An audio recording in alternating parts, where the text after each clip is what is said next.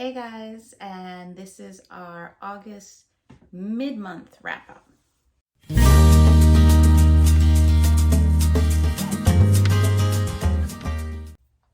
Hey guys, welcome. If you're new, welcome to the Book Path. I'm Nicole, and if you're returning, thanks for sticking with me. I thought because there were so many books in my August TBR that I wanted to kind of split up my wrap-up video into two basic parts. And so I thought right around this time, it would be a good time to do that. And so I thought I'd go over I think it's 8 books that I've read so far this month. It's actually not really 8 because I DNF'd 2 of them. And let's get started. So the first book that I read for the month of August was for Camp Spoopathon. Camp Spoopathon ran from August 1st to August 7th. And you had to survive the path back from, I think it was Lake Death, back to your cabin and successfully get enough points to defeat one of the killers on your path. So I survived barely. We're talking like last day of the readathon, hours to spare. I was able to survive and make it back to the cabin. So I did do that. So for the prompt, which was the Campfire Alpha prompt, which was to read something ghostly, I ended up reading The Dead Romantics. Now this one also fulfilled the alchemy prompt for read a book with an orange cover for the magical readathon, as well as reading a comfort read for the tropical readathon. So it kind of fulfilled 3 different prompts. This for me was a 5-star. I loved it. This was like if you watch like those wintry Hallmark movies that give you all like the kind of feels and you laugh, but you just kind of feel like warm.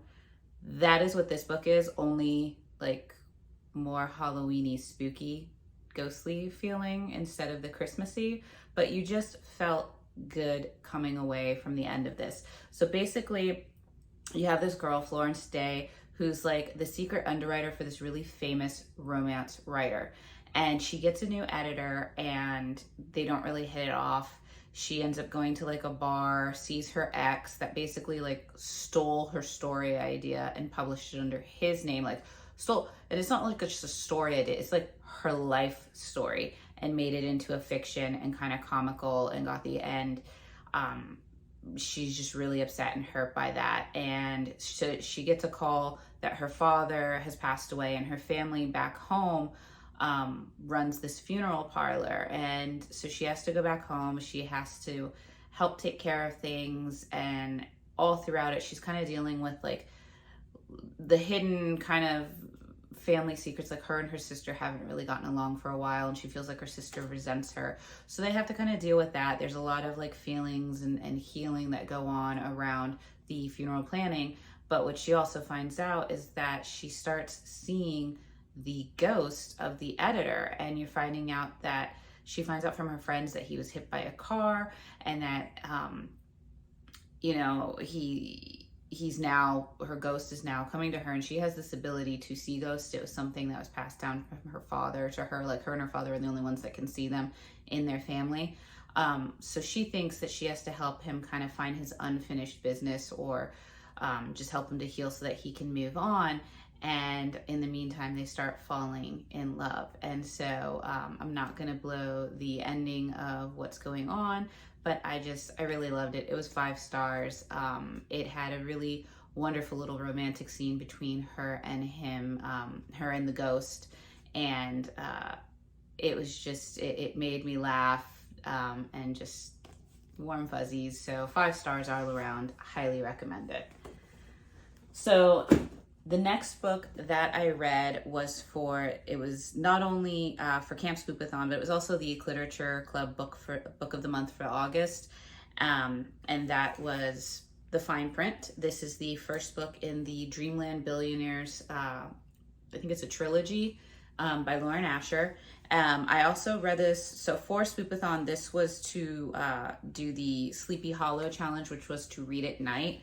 I buddied this one back. Well, I grouped it back up with other readathons. So for the magical readathon, it was to get an O in elemental studies for one of my characters, it was to start a book with a drink.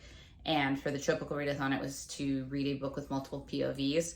So this book is told by from both Rowan and Zara's side of the story. And Rowan is one of the brother billionaires that this series covers. And basically, he has to fulfill, when his grandfather passes away, he and his two older brothers have to fulfill these promises in order to get their inheritance and keep it out of the hands of their father that they have this really kind of broken relationship with. And their grandfather is basically the fictional version of Walt Disney. They run this Disneyland type park, princesses, floats, rides, attractions, everything pretty much the same. And so he is tasked with having to take over and basically like direct the park for, I think it's like a year, and kind of figure out what's going on that and make it really like make it better, do something to make it better. And he doesn't know how. So then you have Zara, who works there, and she kind of does little makeovers for little kids to make them into like princesses and heroes. And she does that, but her dream has always been to create the rides. And in a drunken fit, whatever you want to call it, she basically writes an email in part of this contest that Rowan has set up to say, you know, what do you think could be better about the park? And she just kind of lets him have it all about this ride that was developed that was really her idea, but her ex stole her idea. And so she's slamming it. And when Rowan gets it, he chooses her to help make the park better. And there's kind of like this grumpy sunshine, enemies to lovers, like romance that develops between them. So like I said, this was the Literature Club August book pick. It was also for, like I said, the read at night, start a book with a drink. So like I said, if you're going to read a romance at night, you might as well have a drink along with it. This ended up being 5 stars. For me, I think it for me is probably a very low 5 stars. I was kind of surprised when I did the call pile on it because I thought it was going to be like a 4.5 star, but it is good. Like, I'm going to continue the series. I just don't know if I like really cared for like the ending continuations that went on. There were maybe a few scenes that I just kind of got like annoyed with them. But for the most part, I liked them. They had some pretty witty banter, and it was just something that you could see easily being made into like this little romance movie. So definitely recommend this. So now we're going to get into the 2 books that I DNF'd, and I really haven't been DNFing a lot like this whole year. I think the last 2 books I DNF'd was like one for January and one for February. And then I pretty much read everything since then and had a good time. So these were the first 2 books since then that I was just like, I can't get through it. So the first one, please don't hate me, but it is Ordeal by Innocence by Agatha Christie. I know that Agatha Christie has been popping back up on the charts. A lot of people have been reading her, loving her stuff. I don't know if it was just this book or her writing style in general that I just wasn't a fan of. This was supposed to be for Spoopathon, the Tool Shed, to read a book about murder, as well as reading a book published before 2000 for the Tropical Readathon. But I just couldn't really get into it. I found that she was just taking so long to explain the scenery as the guy's arriving on site, when he's trying to tell them his side of the story. It's just, it was taking forever, and I was feeling more annoyed with the length of time it was taking to get from like one small minuscule point that could have taken 5 seconds in a regular conversation, and it was taking pages and pages and pages in this one. So I don't know if that's just her writing style in general, or if that's just this book. So if you've read a lot of Agatha Christie, let me know, because, you know, if this is just this book, then I'd like to give Agatha Christie another shot and read one of her other books. I had seen the movie a while back, so that also kind of ruined it for me, because I already knew who was behind the death, and I already knew how things played out. And in other books, you can kind of read when you know the end game, but when it's a mystery and like all the secrets have been revealed, it kind of takes away from it as well. So I ended up DNFing it. I will probably donate this somewhere because I just don't think I'm ever going to pick it up again. So like I said, if you've read Agatha Christie, let me know if all her books are like this. Let me know if there's one that's written a little bit better, a little bit more, you know, down to the point. And I'll try to see if I can pick that one up and give Agatha Christie another shot. The next book that I tried to read, it was a stretch to kind of once again complete the murder prompt for Spoopathon, was Vampire Hunter D, and the glare is just kind of really bad on that. But I remember watching the anime a while back, and I was like, you know what, let me read it because I know it's got like vampires and he's a vampire hunter. And I was like, okay, so if he's a vampire hunter, he's killing the vampires. That's kind of murder, right?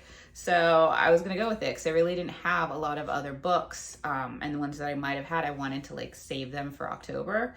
So I started reading this, and it wasn't that it was necessarily bad, it just wasn't my thing. Like, I forgot the amount of sci-fi that's in here, and you have like animatronic cyber horses, and there were things that like I couldn't like understand. Like the vampires were supposed to have like some sort of psychic abilities, and that they were able to foresee like the end of the world, and so they started, you know, kind of prepping for that, and that's why they ended up being this elite elite part of the social structure later on. And then the humans kind of rebel and kill majority of them, and I was like, okay, now the vampires had psychic abilities enough that they could foresee the end of the world, but they didn't have enough psychic abilities to where they could see that the humans were going to come and like kill majority of their population. Like, and it's not explained. It's not explained. Like, if it was only like, oh, well, we only have psychic abilities, you know, for, you know, it just wasn't explained. So there was a lot of things that I was just like, this doesn't make a whole lot of sense. And sci-fi and me, it's very hard for me to get into like heavy sci-fi robotic type things. So that was in there. So I ended up DNFing this one. Like I said, I'm not necessarily saying it's bad. It's just not for me. But if you are a fan of the anime, I would recommend this because it's not a manga. It's it's the novel, and it's the first one in this novel series that the anime was based off of. So if you are interested in that, then pick this up. This might be more for you than it is for me. So because I was still trying to fulfill the murder prompt for Spoopathon to survive, I ended up looking up through my Libby app, and I found One of Us is Lying by Karen McManus. And this one was kind of like a Pretty Little Liars meets Gossip Girl. And it basically focused on 5 teenagers who get detention one afternoon for having cell phones in their backpacks. They don't know why the cell phones are in there because there's a school rule that you can't have those in class. So everybody leaves them in their lockers. So they think they're being framed. They get into the detention, and one of the kids has an allergic reaction, gets rushed off to the hospital where he dies. And shortly after, a article is leaked onto like this kind of website that goes around to all the students, that has like gossip columns about everybody and everything doing something wrong and exposing people's lives. And it tells a story that maybe one of the other 4 teenagers in detention killed the kid. And so the whole rest of the story is these 4 teenagers and the upheaval that the gossip is starting to do on their lives, as well as what secrets they're carrying with them getting revealed, and how they need to find who the real killer is and what's going on. So this was actually made into a TV series. So I'm going to try to sometime soon start watching the TV series and see how closely it was to the book, and then maybe do the compare and contrast for the video series. You know, was the book better? But overall, it was pretty good. It was a 4-star for me. I think that for a YA mystery, it was exactly kind of what it needed to be.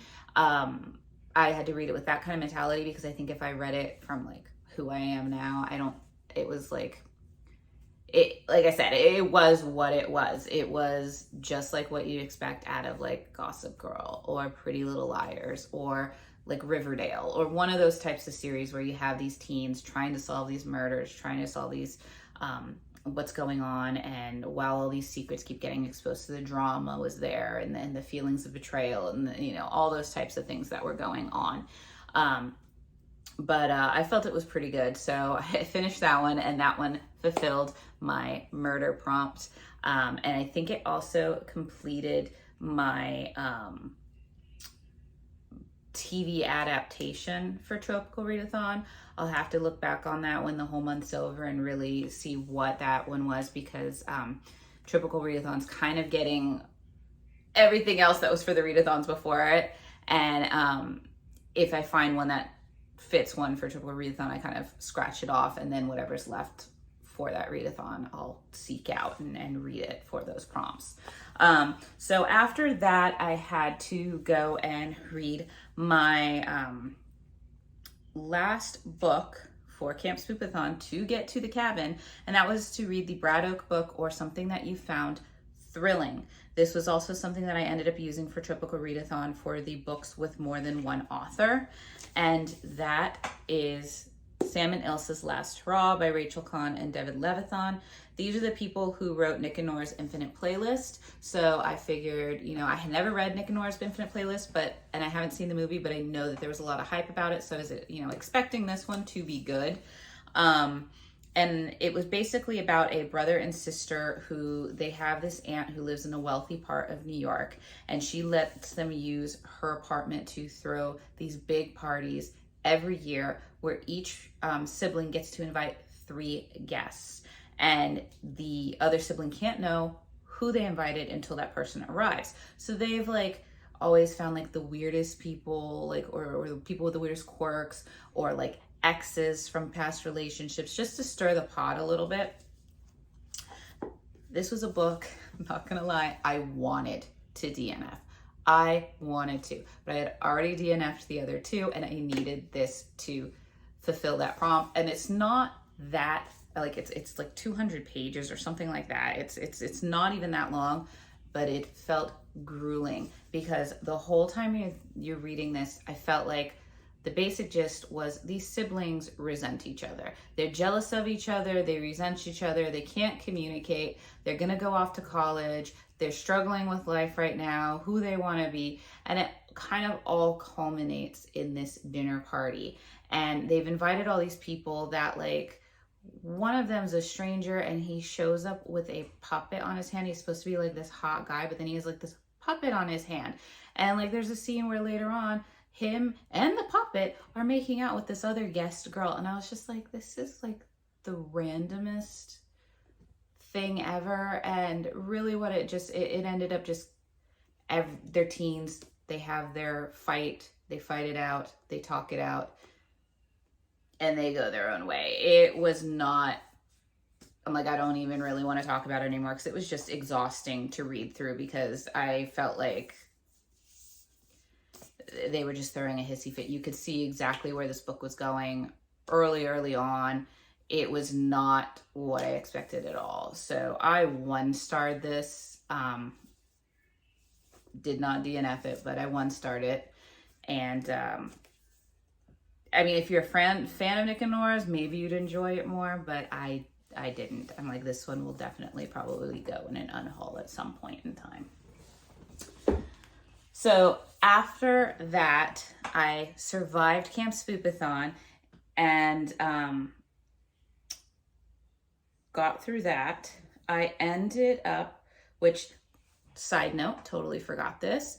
One of Us is Lying, I ended up reading over the weekend while Final Book Support Group was going on. And One of Us is Lying is the first in a duology, but the second book has a new cast of characters, but it still counts for Final Book Support Group. So I did read a book for Final Book Support Group. So by this time I had finished the Literature Club pick, which was the fine print. I survived Camp Spoopathon, and I did read 1 book for the Final Book Support Group. So now I'm going forward and I'm just focusing on the Magical Readathon, Tropical Readathon, and Polarthon. So with that being said, I ended up going and reading my next book, which for the Magical Readathon gave me, I was trying to get my qualified in alchemy for the herbologist degree, and this was for the O, the lowest one. You have like the O, then the Q for qualified, and D for distinguished. I can't remember what the O stands for right now, but this was for that, and it was to read the worst book on someone's channel. And so I would like to give a shout out to How to Train Your Gavin, because this book was on his worst books of 2021, and that is The Night Circus by Erin Morgenstern. And this also ended up fulfilling the prompt for the Tropical Readathon for a love triangle. I ended up reading other books that had love triangles in it more, but this one had a very light love triangle, and it was noticeable in the book, so I counted it. I gave this one 4 stars. I can understand why some people would write it as like the worst book that they've read, because it's very, it's not a linear storyline. It jumps around, and it kind of, you can lose track very quickly of when something's supposed to happen in the storyline or how things are going on, and it can throw you. It can throw you. For me, it was written very beautifully, and it was like one of those ones where you wanted to, the scenery, the circus that they write, it's just beautiful. For a while, up until like towards the end where everything started kind of coming together, the best way that I could describe this book is if you've ever gone to a Cirque du Soleil performance or seen one on TV or online, those performances are stunning. They are gorgeously done. The costumes, the makeup, the music, it is just amazing. It's an amazing show to go to. If you haven't been to one, try to go to one. They're amazing. But they're done primarily in French. And if you don't speak French or you don't understand it, when they're singing the songs that tell the storyline, because it's not just a circus, it's a theatrical performance. It really is. And if you don't understand the language, it can be harder to understand the storyline of what's going on. So you're just kind of watching and loving the visual aspects of it without really understanding the story. And that's kind of what I felt for this book for a while. And then I started getting towards the end, and I was like, okay, I feel like I get where this is going. I get it. And I really liked it. The only thing I didn't like is that it took me a little bit to figure out, kind of like I said, that storyline was not linear, so you had to kind of map it out and get on track. The other part was I was not a fan of the ending too much. I got it. I get it. It fits the storyline. It kind of needed to happen that way, but I wasn't a fan of it. I wasn't really a fan of that, but I did, it is, you know, when they say it's spellbinding, mesmerizing, enchanting, the circus part really was, because if there was a circus like this, I would be there in a heartbeat. So I do actually recommend people trying, just, you know, giving it a try. This shows you that somebody can not like a book and somebody else can like a book. So any of the DNFs I talked about, or the books that I didn't like, you might love. It's, you know, your own thing, but for the most part, I really liked this one. I know she wrote The Starless Sea, so I'm going to try to pick that one up at some point and see if I like that one more and give that one 5 stars, or if it's just really, I love the way, the beauty of what she writes rather than maybe the storyline. But like I said, I liked it. I said it was a 4 star, so did that one. The next one that I read was Battle of the Pirate King. And I basically read this for Magical Readathon to get the O for restoration for my herbologist character. And that was to read a book with a single object on the cover. So even though there's this like sail there or parchment there, you really only have like her on the cover. So I counted it as a single object. This was also to complete a Tropical Readathon for a book within a series. And this is the first of a duology. I really liked this one. I gave it 4 stars just because there were a few little things that, like, I liked it, but it didn't push me over the edge. I didn't really feel emotionally for it. One thing I was not expecting with this book was the romance. I thought this was more of a pirate adventure treasure hunting story with maybe a touch of romance in there. This book is like all romantic dialogue with like set to pirate adventure themes, but really the whole story is you have the girl, Princess Alosa. She is the daughter of the Pirate King, and she gets the boat that she's on, the ship that she's on, gets taken over by Draxon and his crew, this other pirate, and they take her and they're wanting to hold her for ransom against the Pirate King. What they don't understand is that Alosa has set this all up. She needs to get on Draxon's ship because Draxon has a piece of a map to this great treasure. So while she's in the cell, she meets Draxon's like first mate, and I think his name was Raiden. And you find out that he's actually Draxon's brother, and there's this kind of witty, romantic kind of banter because he's kind of like seen as the playboy and the ladies' man, but she's like this very strong-willed, I mean, she's a captain of her own ship. She is the Pirate King's daughter. So she's pretty, you know, badass in her own right. So you have both of them just butting heads, trying to feel each other out, trying to basically like smart and cleverly interrogate the other to find out the information that they need to get things. And so they do start kind of feeling for each other as this is going on. So I will be picking up the second one. I really liked this one. I highly recommend it. It was fun to read. It put a smile on my face with just the commentary that they would give back to each other. And it was very like, it was like watching very clever flirting going on. It was really good though. I really liked it, and I'll be keeping this one and getting the second one. So the last book, that was going to be my last book. However, in the time it's taken me, I am literally almost done with this book. So I'm just going to count it now because the rating for it, I don't feel is going to change in like the last 20 pages. And that is By Your Side by Casey West. And the synopsis for this is Autumn is a high school senior, I believe, and she has a crush on this boy, and her friends and this boy are supposed to like go off to like this bonfire and cabin for the weekend. But before that, they go to the library to work on this history project. And while they're bringing their bags to the car, Autumn has to go to the bathroom. She goes back into the bathroom. She ends up getting locked in the library for Martin Luther King Jr. weekend. And her friends go, no idea she's missing. And when she finds out she's not alone in the library, she is locked in there with Dax Miller, who has quite a bit of reputation for being a bad boy. He apparently did a stint in juvie. There's all these rumors about him.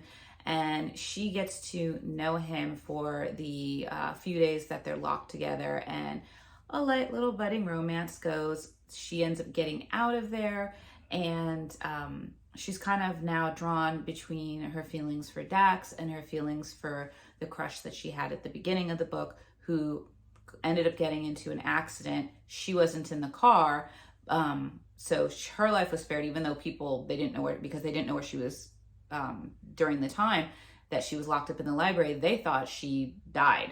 So there's this whole craziness that's going on with that.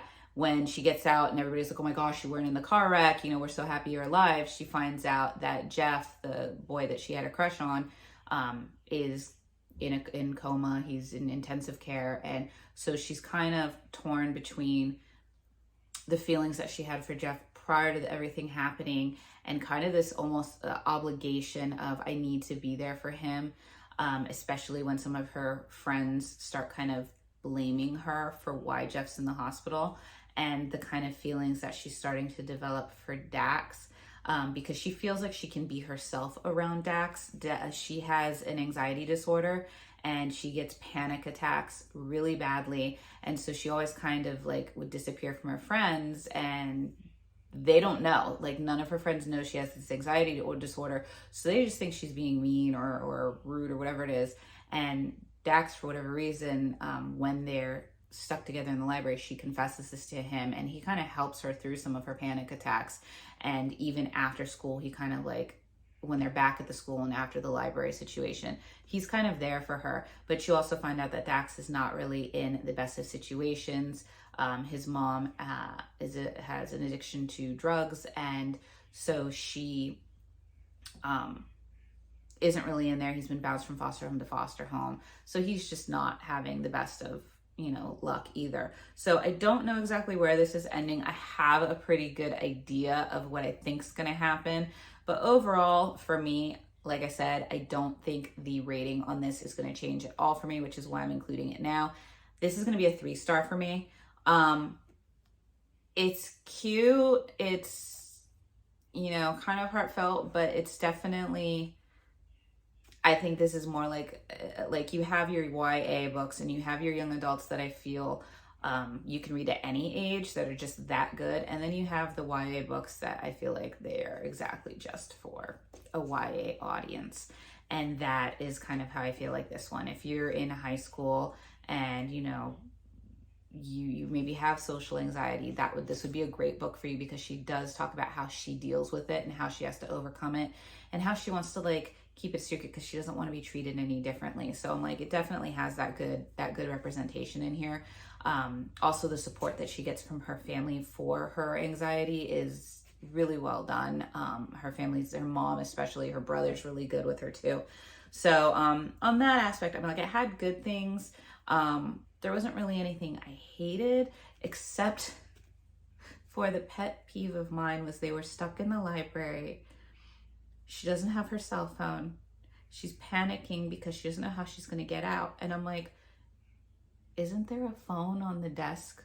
Like, don't libraries have phones on the desk so that when you call in to a librarian to see if like they have a specific book or what their hours are or what activities are going on, you can reach the librarian and somebody will pick up? Like, isn't there a phone that, you know, they can call for help? They don't even talk about that. My husband, when I was ranting to him about that aspect, he's like, why don't they just pull the fire alarm? And I was like, didn't even think about that. But that is a great, you know, thing. And it takes them quite a few chapters in, I think almost 100 pages in, before she thinks, oh, I should try the fire alarm. Like, she's already been there for a day before she thinks, I should pull the fire alarm. She gets stopped because of Dax's background. He doesn't want to, you know, end up anywhere else or cause problems. So he talks her out of that one at least. So there was some whatevers, but I was like, really? There's no other phone. They're talking about like how they like get food or water. And I'm like, there's faucets. Isn't there like a drinking fountain? Like, it just like the escape survival mentality in here was not the greatest when they're stuck in the library. And that I found a little frustrating, but I just think overall for me, it is what it was, and it's a 3-star. So with that being said, that is basically what I have read up to date. I still have quite a few books to read. I have finished, like, once the By Your Side is done, I will have completed all the prompts for one of my characters for Magical Readathon. So after this, I will be focusing on the books to complete the Beastmaster degree for my male character for Magical Readathon, and as well as trying to finish up prompts for the Tropical Readathon. Polarathon is still going on. I just, there's no prompts for it, so every book's counting. And I am going to count the DNF books that I had towards the total book count for the fundraising. I said in my T.B.R. video for August that for every book I read, I was going to donate $1 to the Polar Bears International. So I'm still going to do that, and I'm just going to count the DNF books towards that as well, because I'm not going to let the Polar Bears suffer for books I didn't like. But other than that, I hope you enjoyed it. If there are other books that you think I need to start adding on my T.B.R., let me know.